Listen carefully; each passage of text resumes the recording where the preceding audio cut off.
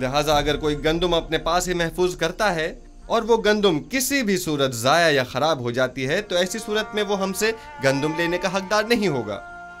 लिहाजा मेरी दरख्वास्त है कि हुकूमती गोदामों में गंदुम जमा करवा के खुद को और अपने ख़ानदान को हलाकत से बचाएं। मेरा ये पैगाम औरों तक भी पहुंचा दिया जाए।